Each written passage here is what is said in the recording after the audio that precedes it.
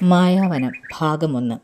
ഒരിക്കൽ ഖാസ എന്നൊരു വേടൻ വനത്തിലൂടെ ഇര തേടി തൻ്റെ അമ്പും വില്ലുമായി നടക്കുകയായിരുന്നു. ഏറെ നടന്നിട്ടും ഖാസയ്ക്ക് അന്നേ ദിവസം ഒരു മൃഗത്തെ പോലും കിട്ടിയില്ല. വിഷമത്തിലും ക്ഷീണത്തിലും ഖാസ ഒരു വലിയ വൃക്ഷത്തിൻ്റെ തണലിൽ അല്പനേരം വിശ്രമത്തിനായി ഇരുന്നു. ഖാസ മെല്ലെ മയക്കത്തിലേക്ക് വീഴുന്നു. മയക്കത്തിനിടയിൽ ഖാസ ഒരു സ്വപ്നം കണ്ടു. ഒരു സ്വർണ്ണ വനം. വനത്തിന് നടുവിലൂടെ നടക്കുന്ന വനദേവത. വനദേവത വന്നു നിൽക്കുന്നത് ഒരു വലിയ മരപ്പൊത്തിൻ്റെ മുന്നിൽ. ആ പൊത്തിനുള്ളിൽ വലിയ ഒരു നിധിശേഖരം.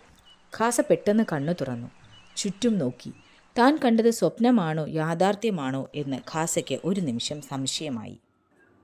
അങ്ങനെ ഒരു നിധിശേഖരം ഇവിടെ ഉണ്ടെങ്കിൽ കൈക്കലാക്കുക തന്നെ ഖാസ മനസ്സിലുറപ്പിച്ചു. ഖാസ ഉത്സാഹത്തോടുകൂടി ചാടി എഴുന്നേറ്റ് അമ്പും വില്ലുമെടുത്ത് വനത്തിലൂടെ യാത്ര തിരിച്ചു. യാത്രാമധ്യേ ഖാസയുടെ മുന്നിലൂടെ മാനും മുയലും ഓടിച്ചാടി പോകുന്നുണ്ടായിരുന്നു. ഖാസ ഇവയെ ഒന്നും വകവയ്ക്കാതെ മുന്നോട്ട് നടന്നു നീങ്ങി. കുറേ ദൂരം താണ്ടിയപ്പോൾ ഖാസയ്ക്ക് വിശക്കുവാനും ദാഹിക്കുവാനും തുടങ്ങി. തളർന്ന ഖാസ വഴിയരികിലെ ഒരു പാറക്കൂട്ടത്തിൽ ചാരിയിരുന്നു. നിധിശേഖരത്തിൻ്റെ ഒരു അടയാളവും താൻ കണ്ടില്ലല്ലോ എന്ന് വിഷമിച്ച് ഖാസ ദൂരേക്ക് നോക്കി. അപ്പോൾ അകലെയായി ഒരു വള്ളിക്കുടിൽ ഖാസ കണ്ടു. വിശപ്പും ദാഹവും അകറ്റാം എന്ന് കരുതി ഖാസ ആ കുടിൽ ലക്ഷ്യമാക്കി നടന്നു നീങ്ങി. കുടിലിന് പുറത്തെത്തിയ ഖാസ ഇവിടെ ആരുമില്ലേ എന്ന് ചോദിച്ചു. കുടിലിനുള്ളിൽ നിന്ന് ഒരു വൃദ്ധനായ സന്യാസി പുറത്തിറങ്ങി വന്നു. ഖാസ സന്യാസിയോട് അല്പം വെള്ളം ചോദിച്ചു. ഒരു ചിരിയോടെ സന്യാസി ഖാസയുടെ ദാഹം മാറ്റാൻ വെള്ളം നൽകി. ശേഷം സന്യാസി ഖാസയോട് ചോദിച്ചു, നീ ആരാണ്? ഖാസ സന്യാസിയോട് നടന്നതെല്ലാം വിവരിച്ചു. ഒരു ചിരിയോടെ സന്യാസി കുടിലിന് മുന്നിലിരുന്ന പാറയിലിരുന്നു. സന്യാസി എന്തിനാണ് ചിരിക്കുന്നത് എന്നറിയാതെ ഖാസ അമ്പരന്ന് സന്യാസിയെ തന്നെ നോക്കി നിന്നു. സന്യാസി ഖാസയോട് പറഞ്ഞു, ഖാസ, നീ എന്തിനാണ് ഈ കാട്ടിൽ വന്നത്? നിന്റെ വിശപ്പകറ്റാനായി, മൃഗത്തെ വേട്ടയാടാൻ അല്ലേ? എന്നിട്ട് നീ നിന്റെ ആ ലക്ഷ്യം നടത്തിയോ? ഇല്ല.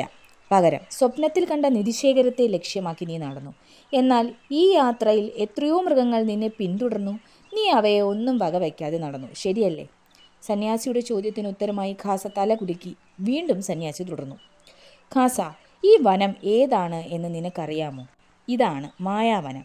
മായാ കാഴ്ചകളാൽ ഈ വനം കയറി വരുന്നവരെ തന്നിലേക്ക് ആകർഷിക്കുന്നു. അത് എന്നേക്കുമായി ആ മനുഷ്യനെ തന്നിലേക്ക് തന്നെ ആകർഷിക്കുന്നു. അതുകൊണ്ട് വേഗം നീ നിന്റെ കുടിലിലേക്ക് പോവുക എന്ന് പറഞ്ഞ് സന്യാസി പാറയിൽ നിന്ന് എഴുന്നേറ്റു. തനിക്ക് എന്താണ് സംഭവിച്ചെന്നറിയാതെ ഖാസ അമ്പരന്ന് നിൽക്കുകയാണ്. ശേഷം സന്യാസി ഖാസയ്ക്ക് യാത്രയിൽ വിശപ്പകറ്റാൻ പഴങ്ങളും ദാഹമകറ്റാൻ വെള്ളവും അടങ്ങിയ ഒരു ഭാണ്ഡക്കെട്ട് നൽകി. അതിനൊപ്പം തന്നെ ഖാസയുടെ കയ്യിൽ ഒരു താളിയോലയും സന്യാസി ഏൽപ്പിച്ചു. എന്നിട്ട് ഖാസയ്ക്ക് ചില നിർദ്ദേശങ്ങൾ നൽകി.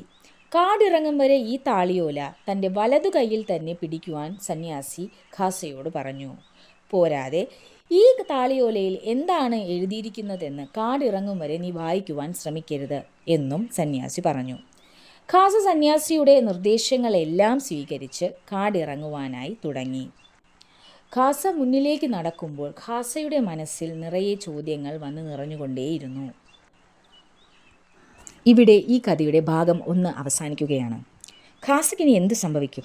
താളിയോലയിൽ എന്തായിരിക്കും എഴുതിയിരിക്കുന്നത്? മായാവനത്തിനു പിന്നിൽ എന്ത്? ഈ കാര്യങ്ങൾക്കെല്ലാം നമുക്കൊരു വ്യക്തത വേണ്ടേ? അതിനായി അടുത്ത ഭാഗം വരെ കാത്തിരിക്കുക. നന്ദി.